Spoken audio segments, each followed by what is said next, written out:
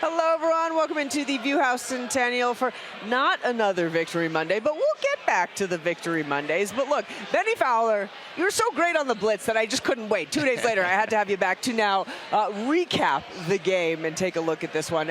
Bennie, this was a tough one. It was like deja vu back to the Colts game. They've now lost 2 games back-to-back where they didn't trail in the fourth quarter. And there was this emphasis on learning how to win. You were on a team that certainly knew how to win. Do you still buy that this team is learning how to win? 100%. You got to go through it to get to it. That's what I was taught by a veteran when I first entered the NFL. You have to go through it to get to it. There is no substitute for experience. You have to learn how to win. And right now, the Broncos do not have that. When you talk about Super Bowl winning teams, which Sean talked about this team, he said this is a Super Bowl winning team. Super Bowl winning teams know how to finish these games. When you think about the 2014 team, my rookie year, 2015 team, they knew how to finish games. Those teams knew how to finish games. My team in New Orleans in 2020 knew how to finish games. But you have to learn from these experiences. The penalties killed the Broncos. And what do you call a Monday where you don't win? Is it a somber Monday? What is it? A moody Monday? I'm not sure. I don't know. Okay, Victory Monday, Moody Monday? I don't know. It's got to be something. Monday blues. Okay, but like you talk about this learning how to win. So what is that timeline? Because it felt like last year that was the learning curve, and by the end of the year they'd started to figure it out. So is a switch just flip? I mean, how do you then start learning how to win? I think it's confidence, and it has to come from getting a close win. I think when you look at this Broncos offense and team from last year, at week 3, same record, 1-2. At this point in the season last year, Bo had not thrown any touchdowns. Yeah. He's thrown 5 touchdowns and 3 interceptions. The offense hasn't looked incredible, but I think it comes from the expectations that Sean set forth for this team. And Broncos country is looking for that Super Bowl team, looking for that Super Bowl defense. And right now, that team has not showed up. But I think when he says something like that, he's trying to instill confidence into this group that I believe in you guys. But, yeah, it comes from confidence. Once you start getting a couple of those wins, then you really believe. If you look at the Philadelphia Eagles right now, they don't ever believe that they're out of games, but they had to get to that point. Jalen Hurts has not played incredible football, but they played complimentary football. A.J. Brown's made some plays this past weekend. Saquon's made his plays. People are making plays all over the field. A lot of people want to put the blame on Bo, but he has to have other players help him and step up and make exceptional plays. He's in year 2. So you got to go through the growing pains. And we've talked about this before. Sean Payton teams usually offensively get off to a slow start weeks 1 through 4. There's a huge volume of personnels and plays. He has to figure out who does what best to get that timing and rhythm. And I think, it'll happen over time. The funny thing about the NFL, or maybe the great thing about football, is that people overreact so fiercely every week. I kind of love it. But let's talk about Bo Nix. Now some fans are feeling like, oh, he is in a sophomore slump. Others like, nah, he's good. Sean Payton's, definitely got his quarterbacks back. The locker room has the quarterbacks back. Where do you stand on Bo Nix right now? I think Bo is playing okay. I think he has obviously a lot of room to grow. He missed a couple of throws this past weekend. These are throws that you expect him to make. Right. You finish off your rookie year with 29 touchdowns, 12 interceptions. You had some really exciting plays at the end of the year. So you expect that going into the year. And then Sean talked about him being a top 4 or top 5 quarterback in the league. And when you think about those quarterbacks, they make those throws that Bo missed on Sunday. But I am of the belief, and we talked about this off camera, that the receivers have to go make extraordinary plays. I played with young quarterbacks like Trevor Siemian, Daniel Jones, Paxton Lynch. I played with young quarterbacks, and our receiver coach always said, you got to go make that quarterback right. He's got a lot going on. There's a lot of things going on in his mind. I'm sick of sometimes watching the game and Bo goes up to the line of scrimmage and he has to keep doing this. That means the play is not getting in there. How is he supposed to dissect the offense or the defense if he's always hurrying to get the play in there or the personnel in there? So they got to do a lot to help him out, and I think that will continue to get better week after week. I always feel better after talking to you. I feel smarter. I feel a little bit more relaxed about the situation at hand. That's why we love having you on, Bennie Fowler. I appreciate That's what a Super Bowl champ does for this show. We got a lot more coming up here on Xfinity Monday Live. Welcome back into Xfinity Monday Live here at the Viewhouse Centennial. It's time for a little round of fact or fiction with Super Bowl 50 champion Bennie Fowler. And Bennie, I didn't talk about the overthrows in the first segment specifically because I wanted to talk about him here. This is like the hot topic. It's been the hot topic since yesterday.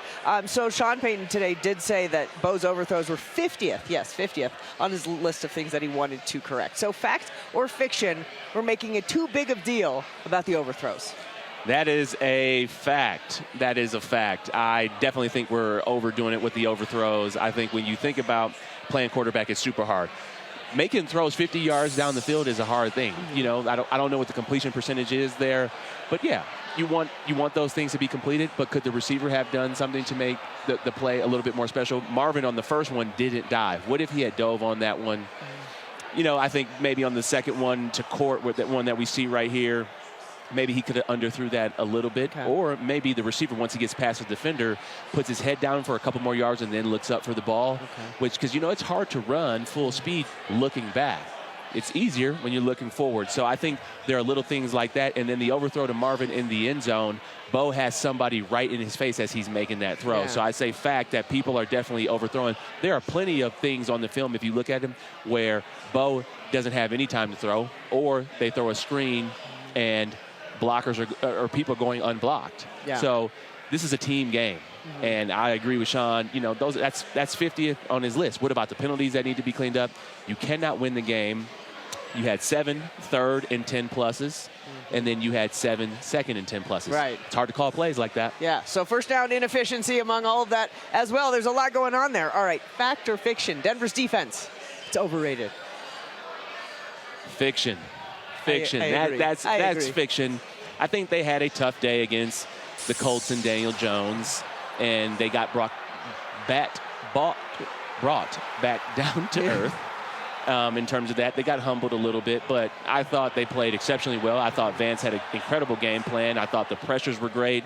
I thought there were incredible opportunities for the defenders to make plays, and that they made them. I thought they made Justin Herbert uncomfortable, and I thought they had plenty of chances. No, they did have plenty of chances to keep the Denver offense in the game. Mm-hmm. You know, they end up missing the play with Keenan Allen in the sack. Zach Allen misses the sack with Justin Herbert, but at the end of the day, I thought they held a pretty good Chargers offense, and they held them in check. Yeah. All right, I love it. Fact or fiction? The Broncos can still win the AFC West. Fiction. Fiction. I think it's tough. You know, the Chargers got a 3-game lead. They now have the tiebreaker. I think the Chiefs will play pretty good with their upcoming schedule. They're going to be a tough opponent. I'm not necessarily obviously worried about the Raiders, but because the Chargers have gotten off to a 3-0 start, their first 3 games against division opponents and winning all 3 and the tiebreaker, Denver's got to have to pretty much play exceptional football and not lose any games the rest of the year in terms of the division. And, you know, Chargers right now, they have all the momentum and confidence. Yeah, Chargers would have to charger in epic fashion to blow this one, if we're being honest. All right, we got to take a little break here on Xfinity Monday Live and get caught up on today's news and weather. For that, we send it back over to the station where we find our guy, Michael Spencer. Get things back down to the View House Centennial. Romy hanging out with Bennie Fowler. Hey, Romy, I got a question from the crowd. I want Bennie to do his Emmanuel Sanders impression like he did on his podcast recently. Okay, well then it's time now for the People Want to Know. People Want to Know brought to you by Common Spirit, official healthcare partner of the Denver Broncos and champions for the communities that we serve. Did you hear Michael? I did not. Michael put in our question from the People Want to Know. He wants you to do the Emmanuel Sanders impression that you did on your podcast. Uh-huh. Can we get that? Because I actually don't know what this is. So Emmanuel is one of those dynamic receivers who wants the ball. Yeah. He loves the ball. He wants the ball. He knows he can make a game-changing play. So there would be some times, and especially this, I really remember this game. We played Kansas City at home. I don't know if it was a Thursday night or Sunday night, but Emmanuel had not gotten the ball yet, and he was hot. And he was like, man, wow. He started talking in third person. Wow, Emmanuel Sanders hasn't touched the ball yet. That's crazy. You guys are paying Emmanuel Sanders millions of dollars, and he has no targets? I know that doesn't make any sense. So it was just one of those moments where I, as a role player on this team, had to just get up and walk away. And it's like, hey, man, this is above my pay grade. You know, couldn't make him feel any better in that situation. But I think that same game, he ended up having 99 yards on one drive. Wow. Because of the penalties that Kansas City had and all the catches that he had on that drive. I think he ended up scoring on that drive. So we got him the ball. So the lesson is talk about yourself in the third person, and good things will happen. Yeah, 100%. All right, well, Romy Bean and Bennie Fowler are going to take a break. We got more. That was the people who want to know. We got more coming up on the other side. We'll be right back after this.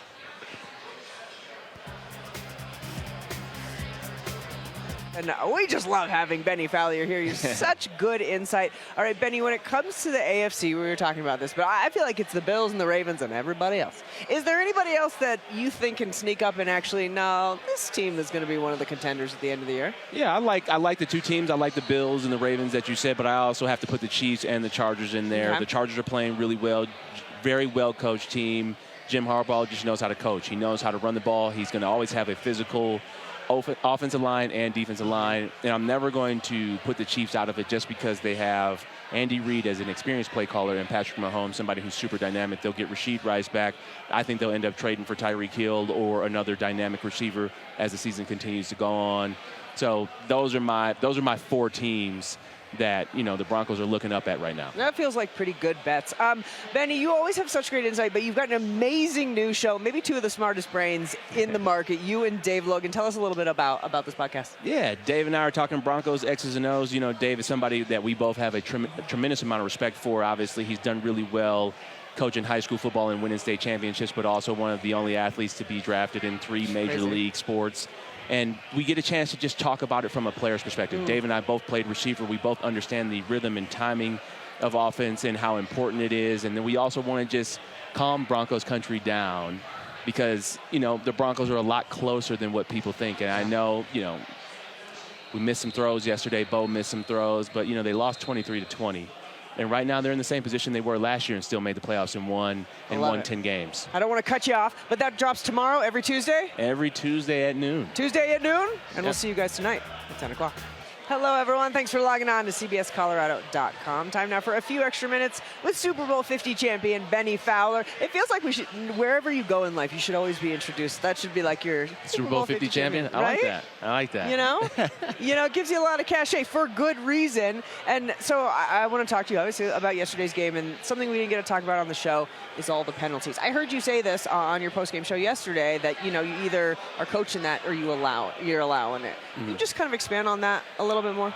Yeah, either you're coaching that or you're allowing it to happen. And that's something that's one of just those football terms that the head coach would always say to our position coaches at Michigan State, or I've heard Gary Kubiak say that to, you know, guys like Eric Studesville, who's a running back coach here, or Ty Tober, who is a receivers coach. Either we are coaching those things or we are allowing it to happen, meaning that, you know, Sean isn't saying anything to those players about these penalties, or he's coaching it up, and he's coaching it up in the team meeting room. Like, hey, we're obviously talking about this on Monday. Were those things highlighted in that team meeting? For those who are out there watching, on Mondays, we come together as a team, and we have a team meeting, and we break everything down. And then we show key, important plays of the game, good and bad. And you think about the Nick Bonito offsides, the Adam Trotman offsides, the Talanoa Hufanga body slam. Those things, for good teams, would be highlighted. These are unacceptable. These things we have to clean up. 10 penalties for 90 yards. You know, you're giving yards, free yards to the Chargers, and you're making it hard. And especially the ones on offense, you know, you cannot have those. Those are drive killers. I don't know what the percentage is, but I know I've heard Peyton say that if you take a sack on a drive, you have a 7% chance to score. So I'm wondering, you know, if, you know, you get put in 1st and 20 or 2nd and 20, what are your chances go to actually scoring on that drive? And I think they got to be pretty low. Let's talk about the Broncos offense and the efficiency. First down efficiency wasn't good. You talked about the 2nd and longs, the 3rd and longs, 6 3-and-outs. What do you want to see them do for next week to improve upon that? Well, I want to see them, number one, no penalties. Let's do that. Let's fix that right there. Let's stay ahead of the sticks. We got to get positive runs. And I think that's one of the most important things. We can't have these negative runs or runs for no yards. You got to get 3 to 4 yards. If you can start off with a positive run, get 4 yards, and now you're sitting at 2nd and 6, your entire playbook is open. When you think about great teams, and I hate to go here, but when you think about the Philadelphia Eagles, what do they do? Everybody hates the tush push, but what do they always get to? 3rd and 1 and 4th and 1. And that makes them super efficient. Jalen Hurts doesn't have to be the Superman quarterback because they're in manageable down and distances where you can hand it off, or they can do this tush push for 1 yard, and then they can go over the top to A.J. Brown or Devontae Smith. I think the Broncos have to do a really good job of putting themselves in position to, have positive plays and positive drive starters. We always talked about it, especially in backed up situations, which is inside the 20, inside the 10. You got to have positive plays. So going into next week, then we need positive plays. Yep. Okay, but they're taking on a Bengals team without Joe Burrow. How crucial is this one to get right, to not have those penalties, to everything you just said, essentially? Yeah, number one, this is a must-win. Do not take this Bengals team for granted. Everybody in the NFL is very talented. And when I think about this, I think about, the time that, I don't know, maybe we were 3-1 when we were playing the New York Giants without Odell, Sterling Shepard, and Brandon Marshall. They had this incredible receiving core. All those guys got hurt, and Evan Ingram ends up having a big game here on Monday Night Football, and the New York Giants end up beating us. And that was our season went downhill from there. So don't take this team for granted. Have positive plays. You'd have to pick Jake Browning off. You saw Minnesota last week have enforced, 3 turnovers for him and a couple of defensive touchdowns. Want to see this defense now take the next step. You're a great defense. You're a bend, don't break type defense, but how do you now start getting those pick sixes, those fumble recoveries for touchdowns to help the offense out? So the Broncos are 1-2. They were 1-2 same time this time last year, but it feels like there's a little bit more of a sense of panic of fans. Maybe the expectations were higher. Maybe that's a piece of it. But you look at it, they're 1-2, and then they went on that nice little run. So when you're looking at the Broncos right now, 2025, 1-2, are you concerned? Do you feel like it's a similar path to last year? Where do you stand? I think it's a similar path to last year. I think this team is better than they were last year at this time. I think you get a win on Monday Night Football, and then you go to Philadelphia, and then you'll have a real test, a real measuring test to see where you are. But the Colts are 3-0. You played a really good team, so they're for real. And then you also play the Chargers, who are 3-0 and who have beat the Chiefs, which is a really good team, and they beat the Raiders. So you played some really good teams, and you've had opportunities to win those games. So the Broncos are actually a lot closer than what people think, but you have to learn how to finish now. I noticed that you specifically did not call the Raiders a good team there. I don't think they're good. There you go. See? That's good news. Yeah. But you think the Chiefs are coming back? I do. Okay. I do. When do you think they'll get it together? They got their first win, so I think the momentum will start building here. They got to play Baltimore this week, which would be a tough game for them. But if they win that, then their confidence is back where it used to be. Okay, all right, lots to look out for. Benny, you're the best. We love having you on. I feel so much smarter. You're the best. Thanks for joining us. We'll see you next time. Appreciate you. Guys, thanks for logging on. See you next time.